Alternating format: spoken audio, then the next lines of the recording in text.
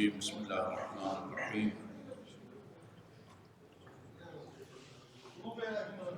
الحمدللہ رب العالمین وصلی اللہ علی محمد وآلہ الطیبین الطاہرین من کلام لہ علیہ الصلاۃ والسلام اعطی السمع اربعۃ النبی والجنہ والنار والحور العین۔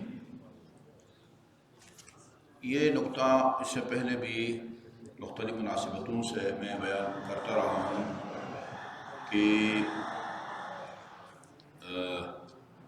مختلف بلکہ تمام ائمہ معصومین، اس وقت جو میرے ذہن میں امام الزمان بھی، امام زین العابدین بھی، اور زیادہ شہرت یہ ہے کہ امیر المومنین علیہ السلام نے عبادت اور عبادت گزار کی 3 قسمیں کی ہیں۔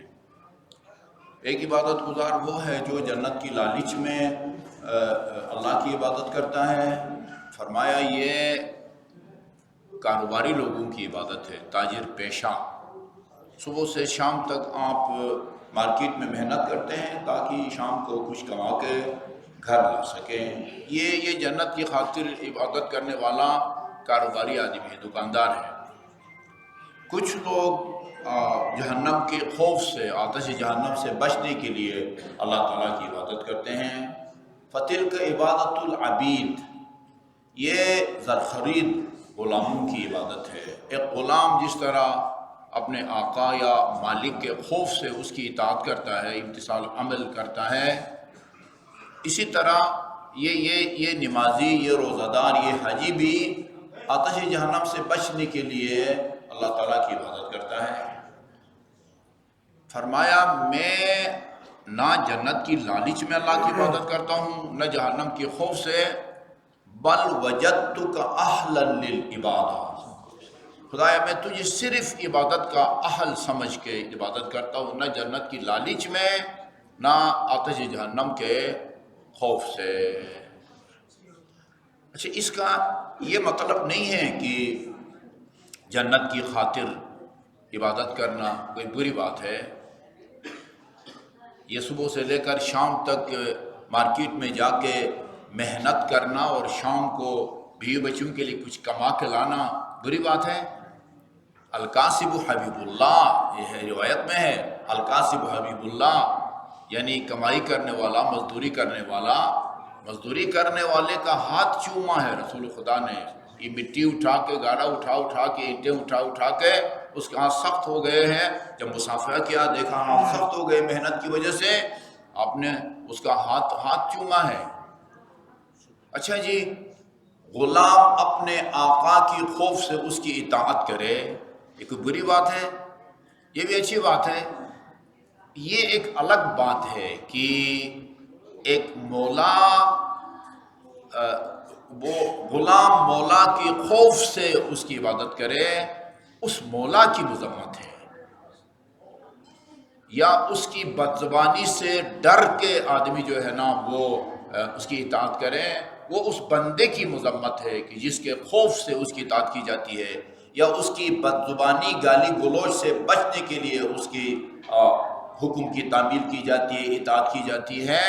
یہ بندہ قابل مذمت نہیں ہے، وہ بیچارہ چاہے عبادت سمجھ کے، اطاعت سمجھ کے کرے یا اس کے خوف سے کرے، اس نے کوئی غلط کام نہیں کیا۔ وہ جو متشدد ہے وہ قابل مذمت ہے، وہ قابل مذمت ہے۔ کتنی درجنوں آیات ہیں جس میں خود ائمہ معصومین نے اللہ تعالیٰ سے جنت کا سوال کیا ہے، یا آپ سے پوچھا گیا ہے کہ کیا کریں جنت جانے کے لیے، یہ نہیں فرمایا کہ بھئی اللہ تعالیٰ کو عبادت کا اہل سمجھ کے کرو، جنت اور دوزخ کیا چیز ہے۔ کسی امام نے یہ نہیں فرمایا جب اس نے کہا کہ ایسا عمل بتائیں کہ یہ ان کی طبیعت میں شامل ہے، ہم اس سے چھین نہیں سکتے۔ اچھا جی، تو کہا کہ ایسا عمل بتائیں کہ مجھے روز قیامت جنت میں آپ کی جوار میں جگہ ملے، اس کو کیا جواب دیا تھا؟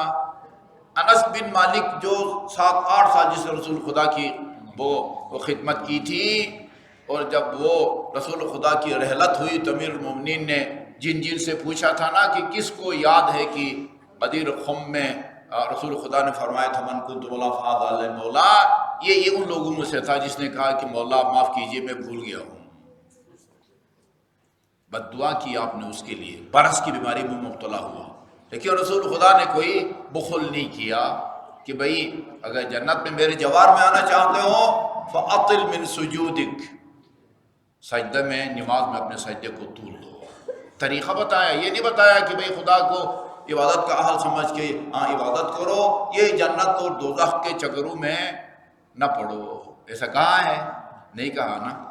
البلد الامین ہے، البلد الامین نا، کف امی کی کتاب ہے، بڑی معتبر ہے، میرے پاس نہیں تھی ابھی، میں نے کچھ دن پہلے وہاں سے منگوائی ہے۔ اس کے اندر امام زین العابدین علیہ السلام کی ایک طولانی دعا نقل ہے، اس میں آپ نے فرمایا اللہم انی اسألک فکاک رقبتی من النار۔ یہ تو ہم سب کو پتہ ہے کہ امام زین العابدین کو زین العابدین کا لقب اس وقت ملا ہے جب امام حسین یعنی آپ کو والد گرامی رسول خدا کی گود میں تھے، گود میں کھیل رہے تھے۔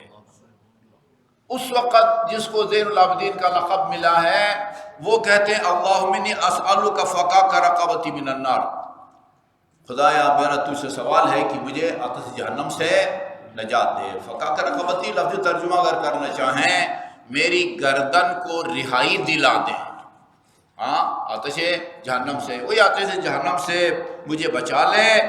یا رب المومنین، اے مومنین کے رب، لا تقطع رجائی، مجھے نا امید نہ لوٹا۔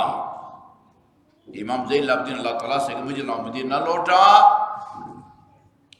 اچھا جی، یا منان، اے احسان کرنے والے، من علی بالرحمہ، ہاں مجھ پر رحم کر کے مجھ پر احسان کر، رحمت کے ذریعے مجھ پر احسان کر۔ یا ارحم الراحمین، یا من لا یخیب سائلہ، اے وہ کہ جس سے سوال کرنے والا مایوس نہیں ہوتا، مایوس نہیں ہوتا۔ ولا تردنی، مجھے خالی ہاتھ نہ لوٹا۔ یا عفو اعفو عنی، اے عفو کرنے والے بخشنے والے مجھے بخش دے۔ یا تواب تب علیہ، یا تواب، تواب کا مطلب ہے بندہ اگر تواب ہو تو اس کا مطلب ہوتا ہے زیادہ توبہ کرنے والا۔ خدا کے لیے تواب کا لفظ استعمال ہوتا ہے بہت جلد یا بہت توبہ کو قبول کرنے والا۔ ادھر یہ ترجمہ نہ کریں، یہ ایک لفظ ہے جب خدا کے لیے استعمال ہوتا ہے تو اس کا معنی اور ہوتا ہے، بندے کے لیے استعمال ہوتا ہے تو اس کا معنی اور ہوتا ہے۔ بندہ یا فرشتے کے بارے میں روایات میں ہے جاء ربک والملک صفا، تیرا رب اور فرشتے آئے صف بستہ۔ فرشتوں کا آنے کا مطلب کیا ہوتا ہے؟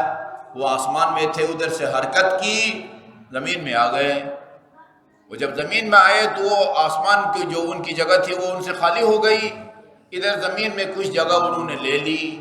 ادھر سے جب فارغ ہو کے واپس اپنا مرکز گئے، ہیڈ کوارٹر، ادھر مسجد آئے تھے، حدیث قصہ پڑھی جا رہی تھی، امیر المومنین کے فضائل بیان کر رہے تھے، ادھر سے وہ اس محفل کی خوشبو لے کے واپس چلے گئے تو اب مسجد امام صادق ان سے خالی ہو گئی۔ خدا کے آنے جانے کا یہ مطلب ہوتا ہے، عرش پر جب ہوتا ہے تو عرش میں جگہ گھیرتا ہے، ادھر آتا ہے تو عرش خدا سے خالی ہو جاتا ہے، واپس جاتا ہے تو زمین خدا سے خالی ہو جاتی ہے۔ یہ اہل بیت کی تعلیمات کے خلاف ہے، خود قرآن کے خلاف ہے۔ اللہ تعالیٰ کا نہ جسم ہے، نہ اس کا وزن ہے، نہ وہ بھاری ہے، نہ ہلکا ہے، نہ وہ ساکن ہے، نہ متحرک ہے، نہ وہ کہیں آتا جاتا ہے۔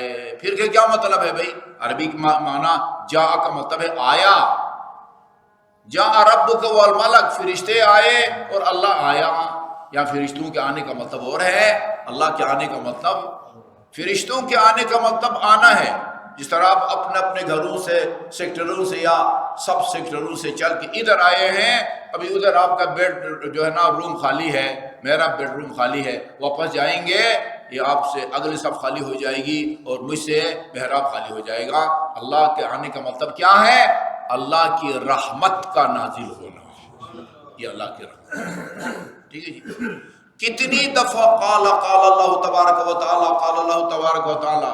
من جملہ خدا کے صفات ثبوتیہ میں سے خدا متکلم ہے. میں بھی متکلم ہوں. ابھی آقا صاحب نے دعائے وحدت پڑھی ہے، یہ اس کے متکلم تھے. میرے متکلم ہونے کا مطلب کیا ہے؟ میرا منہ ہے، منہ کے اندر دانت ہیں، 32 ہیں، پتہ نہیں سارے ہیں یا کچھ گر چکے ہیں. ان کے درمیان میں زبان ہے، لمبی سی بڑی تیز ترار. حلق ہے، حنجرہ ہے. یہ یہاں سے حروف نکلتے ہیں، حروف سے الفاظ بنتے ہیں، الفاظ سے جملے بنتے ہیں. خدا کے بھی 32 دانت ہیں. خدا کے متکلم ہونے کا مطلب کیا ہوتا ہے؟ خدا کے متکلم ہونے کا مطلب خدا جس چیز میں چاہے بولنے کی طاقت پیدا کرے. خدا کے متکلم ہونے کا مطلب یہ ہے. قرآن میں ہے یہ اس زبان سے خدا فرمائے گا بس تو بہت بولی ہے، اب چپ ہو جا، مہر لگا دے گا. ہاں سورہ یاسین میں بھی ہے، آنکھوں سے خدا کہے گا گواہی دو یہ اس بندے خدا کے خلاف کیے، اجنبی عورتوں کو دیکھتا رہا ہے. کانوں سے کہے گا کہ یہ گانے سنتا رہا ہے، یا گانے کے طرز پر قصیدے سنتا رہا ہے، یا مرثیے سنتا رہا ہے، یا پتہ نہیں غیبت سنتا رہا ہے. اسی طرح یہ آنکھیں، اسی طرح باقی ہاتھ پاؤں. ہاتھ بولیں گے کہ اس نے میرے ذریعے ایک یتیم کو تماچا مارا ہے. یہ خدا کے متکلم ہونے کا مطلب کیا ہے؟ یعنی جس چیز میں چاہے. انا رب، وہ درخت کے اندر سے انا رب کا، درخت کے اندر نعوذ باللہ خدا چھپا ہوا تھا، وہاں زبان کو ہلایا دانتوں کے درمیان میں اور کہا انا رب کا. نہیں، درخت کو بولنے کی طاقت عطا فرمائی اللہ تعالیٰ نے. ٹھیک ہے نا جی. اچھا جی، تو فقاک رقبتی من النار فرمایا. ہاں تو وہ جملہ بڑا جو مجھے آپ کو سنانا ہے، لا تقطع رجائی ولا تیاف یا تواب. یہ بات ہو رہی تھی بندہ اگر تواب ہے یعنی زیادہ توبہ کرنے والا، ایک دفعہ توبہ کی خدا نہ خواستہ، پھر کوئی گناہ سرزد ہو گیا پھر توبہ کرے، پھر خدا نہ خواستہ گناہ سرزد ہو جائے پھر توبہ کرے. مایوس نہ ہو اللہ تعالیٰ کی رحمت سے، چونکہ عدالت آتی جاتی رہتی ہے. عدالت آتی جاتی رہتی ہے. ایک دفعہ آدمی فاسق ہو جائے اس کا مطلب یہ نہیں کہ پھر وہ دوبارہ عادل نہیں بن سکتا، یا جو ایک دفعہ عادل بن جائے وہ فاسق نہیں بن سکتا. نہیں، عدالت آتی جاتی رہتی ہے، فسق آتا جاتا رہتا ہے. عصمت وہ آنے جانے والی چیز نہیں ہے. خدا نے جس کو کوئی اپنا منصب دینا ہوتا ہے نا، نبوت دینی ہوتی ہے یا رسالت دینی ہوتی ہے یا امامت، یا ویسے بھی کچھ ہستیاں معصوم عن الخطا ہیں. حضرت زہرا معصوم عن الخطا ہے، ان کے پاس نہ نبوت تھی، نہ امامت تھی، نہ رسالت تھی. حضرت مریم وہ معصومت تھی، ان کے پاس نہ رسالت تھی، نہ نبوت تھی، نہ امامت تھی. اللہ جن کو چاہتا ہے وہ زندگی میں محنت کر کے تزکیہ نفس کر کے چلے کاٹ کے معصوم نہیں بنتے. خدا ان کو معصوم پیدا فرماتا ہے. ساری زندگی محل سے لے کر اللہ تک وہ معصوم عن الخطا رہتے ہیں. اچھا جی، تو فرمایا کہ توبہ کرنے والے وقبل توبتی، میرے توبہ کو قبول فرما یا مولایا. یہ جملہ دیکھیں، میرے خیال میں یہ نا جب آپ حج بیت اللہ کے لیے جاتے ہیں یا عمرہ مفردہ کے لیے اور سعی شروع کرتے ہیں صفا اور مروہ کے درمیان، صفا پہ کھڑے ہو کے خانہ کعبہ کی طرف رخ کر کے یہ دعا پڑھی جاتی ہے، یا مولایا. اللہ تعالیٰ سے مخاطب ہے، حاجتی التی ان اعطیتنیہا لم یضرنی ما منعتنی. آج تیری بارگاہ میں وہ حاجت لے کے آیا ہوں کہ اگر یہ حاجت پوری نہ کی پھر تیری کوئی میری ساری حاجتیں پوری ہو جائیں وہ میری کام کی نہیں ہے. حاجتی، آج میں یہ وہ حاجت تیری بارگاہ میں لے کے آیا ہوں، ان اعطیتنیہا، وہ حاجت اگر میری پوری ہو گئی، لم یضرنی ما منعتنی، باقی سب دنیا کی نعمتوں سے مجھے بے شک محروم کر دے، لم یضرنی، وہ مجھے ضرر اور نقصان نہیں پہنچا سکے گی. اچھا جی، وَإِن مَنَعْتَنِيهَا، اور اگر یہ حاجت پوری نہ ہوئی جو آج میں تیری بارگاہ میں لے کے آیا ہوں، لم ينفعنی ما اعطیتنی، جو کچھ تو مجھے عطا کرے اس کا مجھے کوئی فائدہ نہیں ہوگا. وہ حاجت کیا ہے؟ فقا کرقبتی من النار،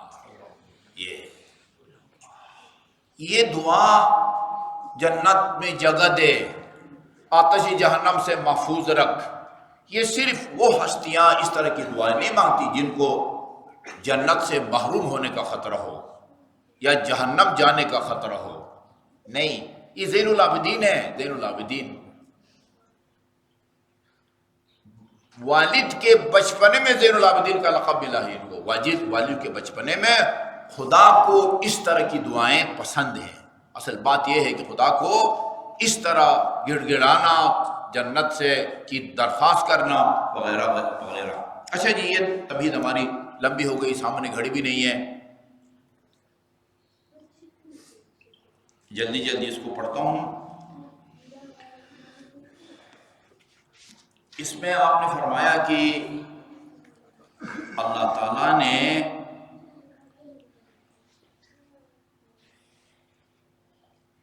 یہ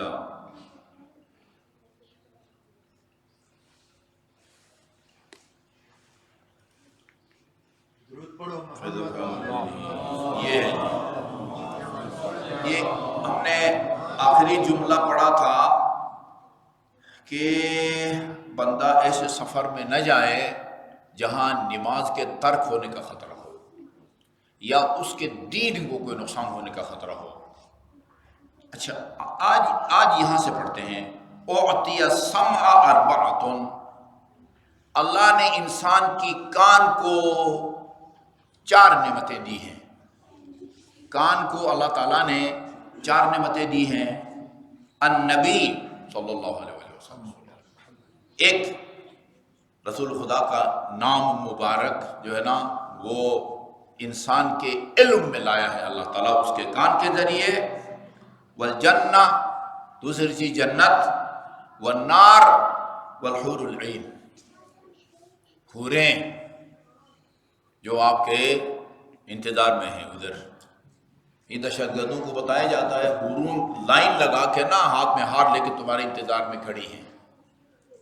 وہ ایک دہشت گرد جو ہے نا وہ اپنے آپ کو اس نے اڑایا تھا تو وہ بچ گیا تھا، اس کو ایمرجنسی میں لے گئے، ادھر ڈرپ وغیرہ چلائی، جب ہوش میں آیا تو سامنے ایک نرس کھڑی تھی، اس سے کہا تو ہمیں کہا گیا تھا کہ لائنیں لگیں گی، تو اکیلی ہے، باقی حوریں کدھر ہیں؟ حور العین کی دعا مانگی گئی ہے، زوجنا من الحور العین۔ کتنی دعاؤں میں ہے زوجنا من الحور العین، زوجنا من الحور العین، ہماری تجویز کر دے، نکاح کر دے حور العین سے۔ یہ چیزیں انسان کے کام تک پہنچ۔ فَإِذَا فَرِغَ الْعَبْدُ مِنْ صَلَاتِهِ، جب آپ نماز سے فارغ ہوتے ہیں نا تو پھر یہ جنت، دوزخ یا حور العین کے بارے میں دعا اگر کرنا چاہتے ہیں تو سب سے پہلے فَلْيُصَلِّ عَلَى النَّبِي، سب سے پہلے محمد اور آپ کے آل پاک پر صلوات بھیجیں، اور آن حضرت پر صلوات بھیجنے کے بعد یسأل اللہ الجنہ، اللہ تعالیٰ سے جنت کی درخواست کرے جی۔ اسی طرح وَيَسْتَجِيرُ مِنَ اللَّهِ مِنَ النَّارِ، اور وہ اس سے نجات کا جو ہے نا وہ درخواست کرے کہ ہمیں آتش جہنم سے بچائے رکھ۔ والحور العین، اس لیے یا نماز سے فارغ ہونے کے بعد جنت کی دعا کرے۔ وَيَسْأَلُهُ أَن يُزَوِّجَهُ مِنَ الْحُورِ الْعِينِ، اور حور العین سے تزویج، نکاح، شادی کی دعا کرے۔ فَإِنَّهُ مَنْ صَلَّى عَلَى مُحَمَّدٍ النَّبِي، جو بھی آن حضرت پر صلوات بھیجتا ہے سَمِعَهُ النَّبِي، اس صلوات کو رسول خدا سنتے ہیں۔ وَرُفِعَتْ دَعْوَتُهُ، اور اس کی جو ہے نا جو دعا ہے وہ بڑی سپیڈ سے زمین سے آسمان کی طرف جو ہے نا وہ پرواز کرتی ہے۔ وَمَنْ سَأَلَ اللَّهُ الْجَنَّةَ، اور جو جنت آن حضرت اور آپ کے آل پاک پر صلوات کے بھیجنے کے بعد جنت کا سوال کرے، جنت کہتی ہے یا رب اعط عبدک ما سألہ، خدایا اپنے بندے کے اس مطالبے کو پورا کر، اس کی حاجت پوری کر دے۔ وَمَنِ اسْتَجَارَ مِنَ النَّارِ، اور جو جہنم سے بچنے کی دعا کرتا ہے، قالت النار یا رب اجر عبدک مما استجارک، جس سے پناہ مانگی ہے نا تیرے بندے نے، اس کو اپنے پناہ میں رکھ، یعنی آتش جہنم سے مجھ سے یا میرے شر سے اسے محفوظ رکھ۔ اور جو حور العین کا سوال کرے، حور العین کہتی ہے اللہم اعط عبدک ما سأل، خدایا تیرے بندے نے تجھ سے جو سوال کیا ہے، جو حاجت طلب کی ہے، وہ اس کی حاجت کو پورا فرما۔ صلی اللہ علیہ محمد و آلہ الطیبین الطاہرین۔